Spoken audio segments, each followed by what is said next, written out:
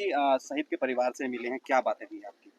जी, बातें बस ये थी कि बहुत ही हिम्मत वाला वीर बेटा उनका जन्मा और आज के दिन उनका ही नाम ही नहीं पूरे क्षेत्र का नाम रोशन करके गया है और उसकी आत्मा हमेशा अमर रहेगी और हमारे जुबान पे हमेशा सिद्धार्थ यादव का नाम रहेगा। जी। अहिरवाल सैनिकों की खान कहा जाता है, किस तरह से देखते हैं आप भी सांत्वना देते हैं, परिवार के साथ मिले काफी टाइम आपने बिताया है। जी, बिल्कुल ये अ, अ, अ, मैं बोलूँगी वीरों का परिवार है और ये क्षेत्र भी वीरों का है और हमने हमेशा अपना तट पे रहे हैं अपने देश के लिए और उन्हीं में से एक आज के दिन सिद्धार्थ यादव थे और कैसे अपने को पायलट को बचा के और अपनी प्लेन को डाइवर्ट करके मकानों को घरों को बचा के फील्ड में जाके उन्होंने क्रैश किया और बहुत लोगों की जानें बचाईं। तो आज के दिन मैं बोलती हूँ कि हर घर में ऐसा ही वीर बेटा जन्म।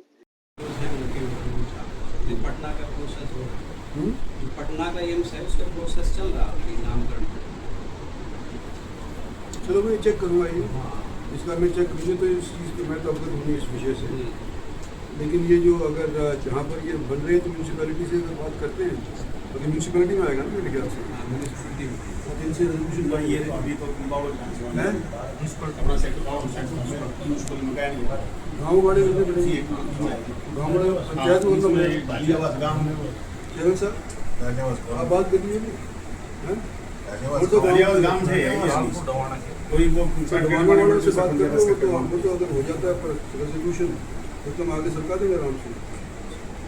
रचे वालों से करनी पड़ेगी। हाँ जी नामकरण के लिए रचे वालों से करनी पड़ेगी। एनएचए है क्या?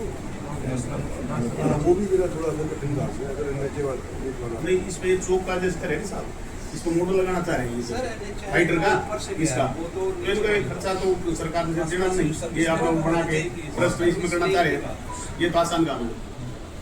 अगर एनएचए की जमीन नहीं है जी तो आसान काम, अगर एनएचए की जमीन है तो कठिन काम।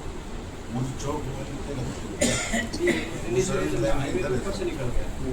ये तो हमारा लोकल ये नीचे साइड में है इसमें का अगर मस्जिद पंचायत की है अभी भी तो आसान काम रहेगा। फिर तो हम बात कर लेंगे उससे सरपंच से कर लेंगे, अगर नहीं मानते तो मैं भी बात कर लूँगा।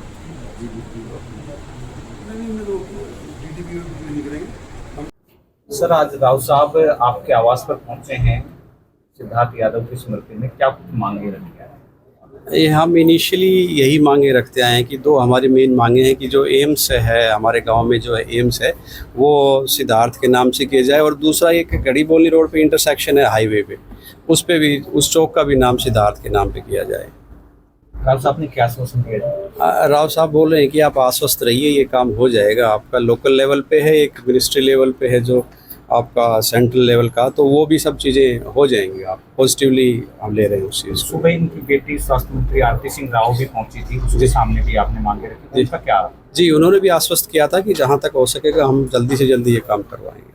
जी कुछ सुनने में आ रहा है कि जी एम्स की पूरी बिल्डिंग या पूरी ब्लॉक का नामकरण नहीं हो सकता, तो क्या अगर ऐसा नहीं हो सकता तो कोई ब्लॉक उसके अंदर जो ब्लॉक बनते हैं वो हो जाए? नहीं, हमने जैसे न्यूज़पेपर कटिंग वगैरह देखी तो 22 का एक नोटिफिकेशन है मिनिस्ट्री ऑफ हेल्थ का, तो उसमें ऑलरेडी लिखा हुआ है कि जो लोकल हीरोज़ हैं उनके नाम पे आप नामकरण कर सकते हैं उस एम्स का। और ये हमारी गांव का है एम्स और हमारी ज़मीनें गई हैं, हमारे परिवार की ज़मीनें गई हैं एम्स, इसलिए हम बच्चे के लिए चाहते हैं अगर ये पॉसिबल हो सके तो।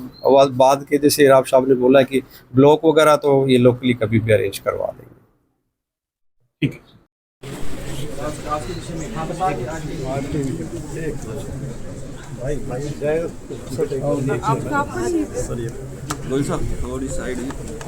थोड़ा नीचे कर लो, आइडिया नीचे कर लो। इलाके का एक होनहार बच्चा, हिंदुस्तान का सबसे फॉरवर्ड जो हवाई जहाज़ है, लड़ाकू हवाई जहाज़, उसको चला रहा था और दुर्घटना जब हुई रात की फ़्लाइट के दौरान हुई और ये माइग्रेटरी बर्ड्स का एक झुंड जो जा रहा था दुर्भाग्य से उसके अंदर ये घुस गया हवाई जहाज़। दोनों इंजन में आग लग गई और हमने एक इलाके का बडिंग पायलट ही नहीं बल्कि सीनियर ऑफिस बनने वाला लड़का खो दिया। यहाँ मैं इनके परिजनों को संवेदना देने आया हूँ। दुख सभी को है, जवान बाप है, दादा भी मौजूद है, उनको तो होगा ही, लेकिन इलाके के सभी लोगों को है कि इतना सुंदर लड़का जवानी के अंदर ही हमसे छीन लिया गया। तो उसके नाम से इलाके में क्या इमारतें रखी जा सकती हैं, उसके बारे में चर्चा हुई है। देखते हैं, कुछ ना कुछ करेंगे। एम्स का नाम सर कह रहे हैं, उस पर कितना पॉसिबल है? आपने भी चर्चा की है परिवार के साथ। एम्स का तो मुश्किल लगता है, लेकिन वहाँ पर जो अलग अलग सुपर स्पेशलिटी वार्ड्स हैं, शाखाएं हैं उनके बारे में चर्चा करके बताऊँगा।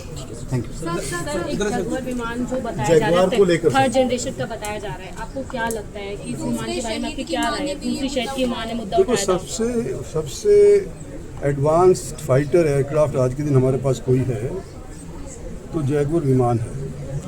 लेकिन उसकी कंडीशन तो कह रहे कि खराब हो गई, तीसरी पीढ़ी का है, फिर भी उड़ाया जा रहा है। सारी दुनिया ने उसको बंद कर दिया, लेकिन भारत फिर भी उड़ा रहा है। लोग कुछ भी कहें, फिर भी सबसे मॉडर्न है।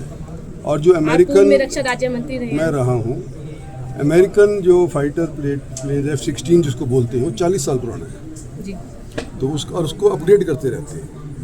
इसी तरह से जगुआर भी अपग्रेड होता रहता है। जगुआर नहीं, मिराज Mark 1 Mark 2 इस तरह से होते रहते हैं। तो ये सारे के सारे आज के दिन जब देखते हैं तुलना के अंदर, हमारे पास जितने भी लड़ाकू जहाज़ हैं उसमें सबसे एडवांस था। ठीक है सर, थैंक यू।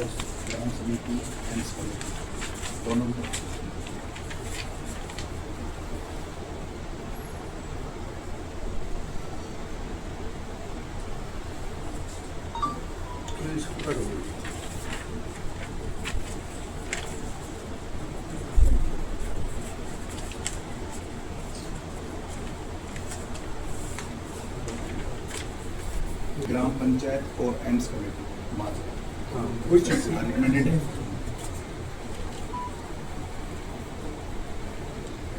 आपके बच्चों को संभालना पड़ेगा, वाइफ को भी संभालना पड़ेगा।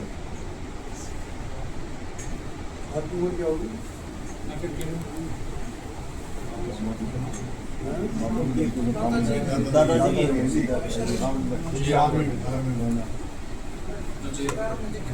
अब गाँव में